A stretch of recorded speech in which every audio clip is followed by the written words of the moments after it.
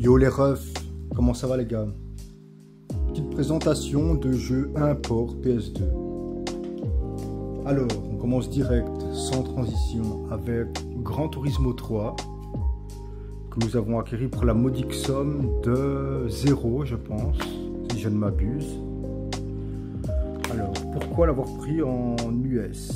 Pour la simple et bonne raison que cette version supporte le 60 Hz et pas la version PAL. Eh oui, messieurs et mesdames, mais bon, je pense pas qu'il y a des dames qui nous regardent. Bon, qui dit Gran Turismo 3 dit Gran Turismo 4, bien sûr. Celui-ci, par contre, j'ai dû allonger les biftards. Pourquoi? Parce que je l'ai acheté, si je me souviens bien, lors de la Pixel Day. C'était la fin du dernier jour. Il y avait un vendeur qui vendait quelques titres US. Enfin, quelques, j'en ai vu que 2, j'ai embarqué les 2. C'était 15 et 20, je pense, pour l'autre. Et j'ai tout pris pour 20.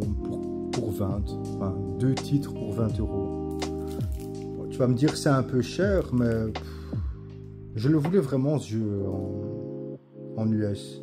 Parce que la version PAL, malheureusement, elle est un peu plus lente. Et Gran Turismo 4 est quand même un titre majeur de la PS2, quoi qu'on en dise. Alors, on enchaîne avec le Street Fighter X3. Alors, celui-ci, je ne sais pas si vous avez déjà joué, mais c'est de la bombe. C'est un petit peu du Tekken en mode Street Fighters. C'est-à-dire, tu peux envoyer des Hadoken, Choryuken, pendant que tu fais un gameplay en 3D, donc c'est pas mal. Franchement, il est bien. Il n'a pas eu beaucoup d'appréciation de la part des joueurs, parce que c'est pas qu'on en entend souvent parler, mais franchement, c'est une Hayden. Tu peux y aller à fond de balle. Alors, on rentre dans les RPG. Et là, tu as Suikoden 3. Alors, celui-ci, je l'ai eu en achetant ma PS2 US. Je l'avais acheté 50 balles de mémoire et le mec m'a fourni quelques jeux avec. Ça t'intéresse ça? J'ai quelques jeux si tu veux. Ben écoute, bien sûr que ça m'intéresse. Et comment? Fais péter mon grand. Et voilà, donc ça c'est l'un des jeux qui m'a refilé. Ensuite, nous avons le Onimusha 2 version Jap. Celui-ci, il vient aussi de la Pixel et le prix que vous voyez n'est pas celui auquel je l'ai payé. Alors, c'était le dernier jour aussi et le gars liquidait les jeux PS2. C'était 1 + 1 = 1 gratuit. Et le prix du 1, c'était même pas 5, c'était... je pense que c'était 2,50 € parce que tout est... En fait, il me dit, voilà, tout est à moins 50%. Et je lui montre même cette promo là. Donc, au lieu de 5 + 5 € = 1 à 5 €, tu ferais 1 à 2,5 plus 1 à 2,5 = 1 à 2,5. Et il me dit oui, oui. Donc voilà, à ce prix-là, tu chipotes pas. Hein. Tu chipotes pas du tout. Hein. 5 balles. Non, qu'est-ce que je raconte 5 balles pour 3 jeux. Si on en suit la promotion. Donc ça fait même pas 1,50 € le titre. C'est bien. Donc il y a celui-ci aussi dans la foule. Ça, je ne sais même pas ce que c'est. On dirait un fighting game avec un gameplay 2D, mais des graphismes 3D. Tu vois ce que je veux dire? Je sais pas si on voit très bien. Je ne connais absolument pas. Si ça vous parle, n'hésitez pas à donner le titre dans les commentaires. En tout cas, la pochette est très belle. Et il n'en faut pas plus. Je sais bien. Hein. Et en parlant de pochette belle, regarde-moi ça.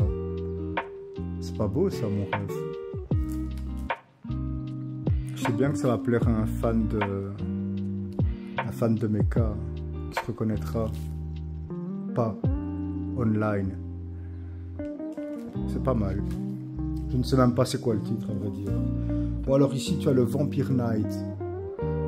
12 balles, c'est pas non plus le titre que j'avais payé, car c'était un lot que j'avais pris à, tiens-toi bien, un youtubeur rétro qui vient chez toi foutre la merde et qui te demande c'est quoi que tu fais s'il y a le feu.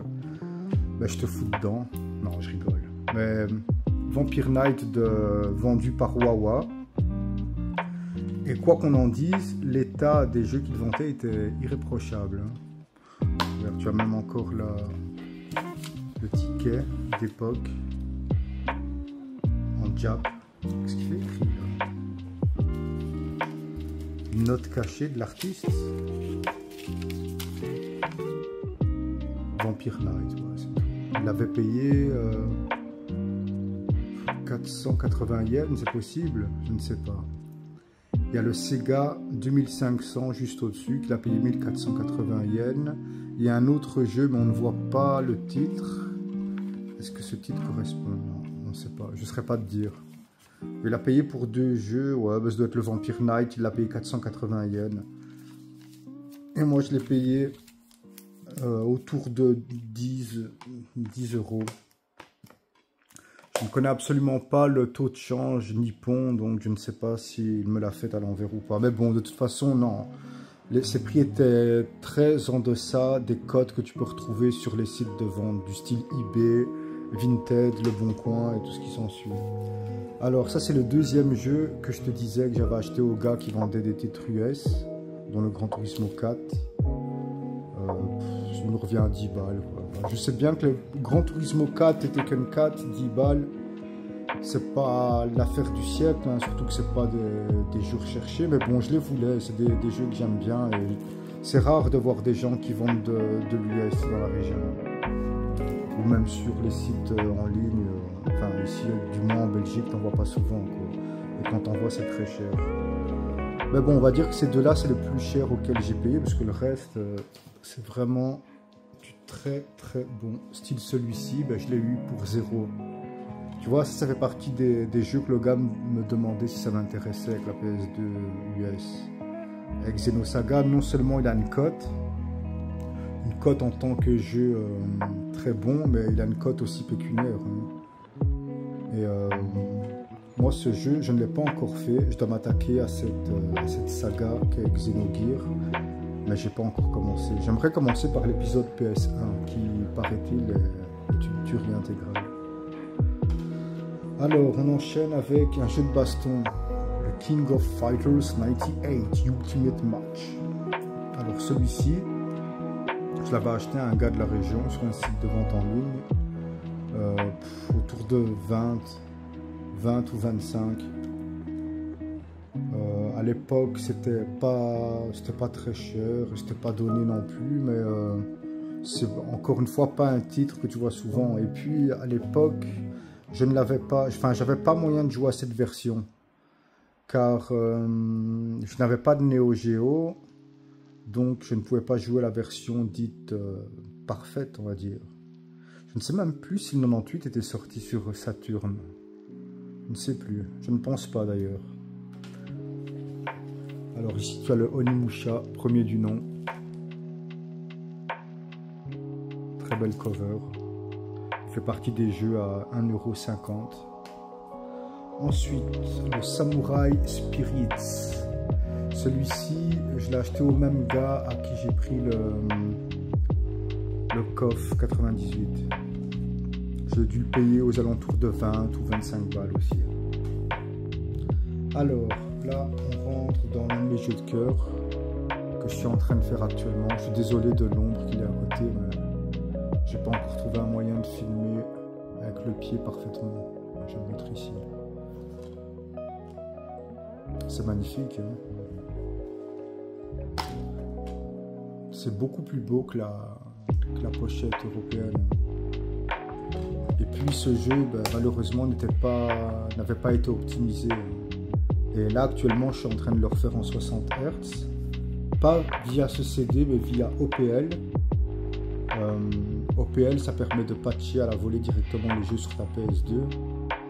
Et j'ai voulu retenter l'expérience originale en 50 Hz, mais c'est abominable. Je me demande comment on a fait ça à l'époque. C'est vraiment pas terrible.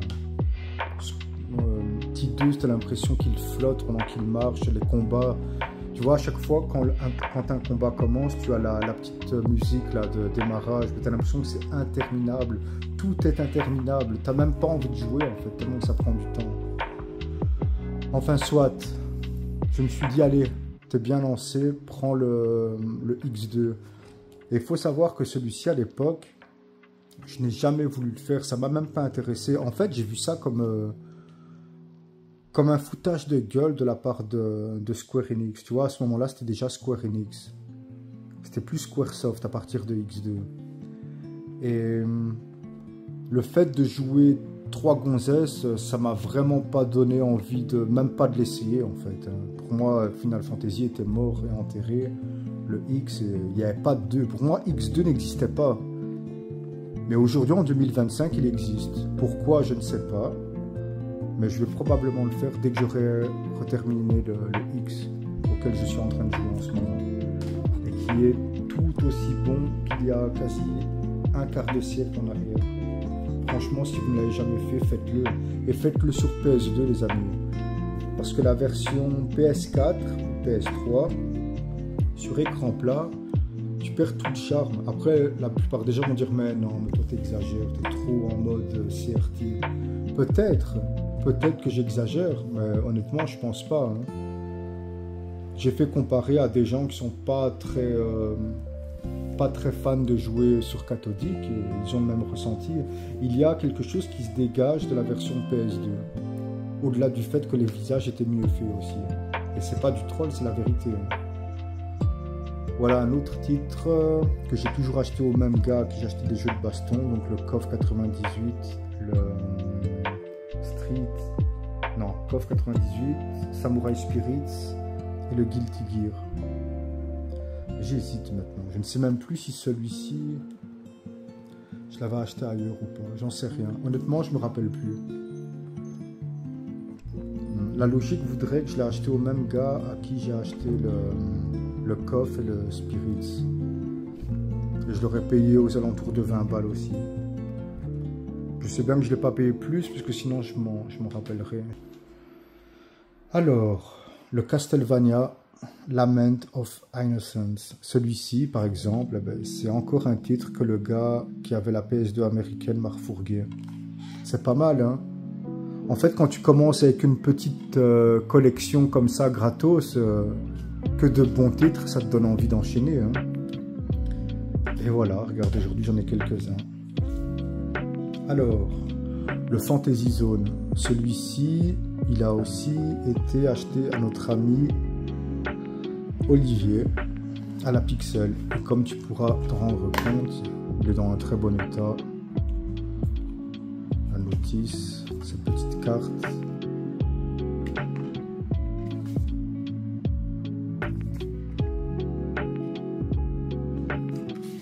Ça fait plaisir quand tu as des jeux complets, en bon état, surtout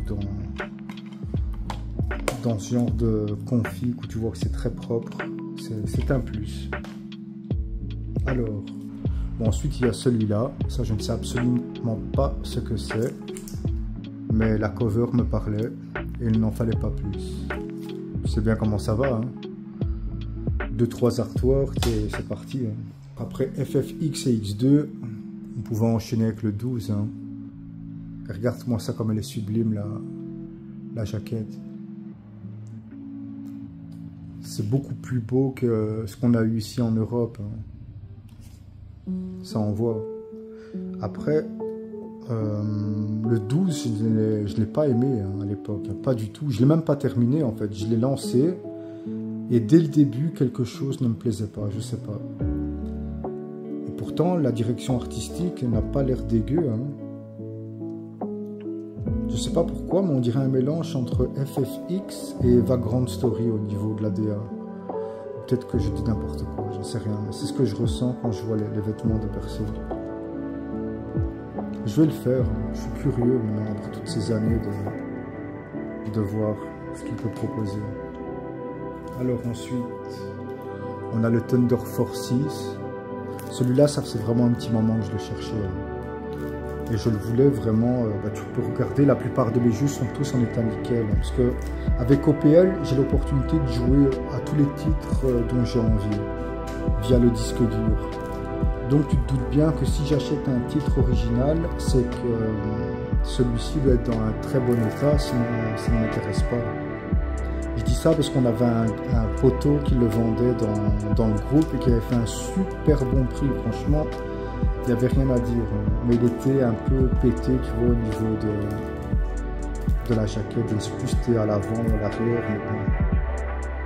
Je crois que j'ai dû payer peut-être 10 € en plus de ce qu'il me proposait.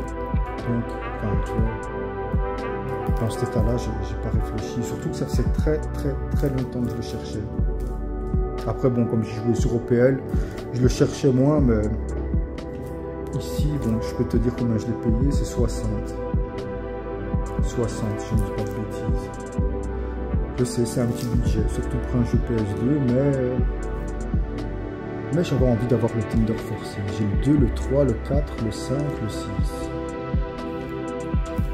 Comme ça, la boucle est bouclée. Alors le dernier, ben, c'est celui-ci, le Kunoichi. C'est la suite de Shinobi sur PS2.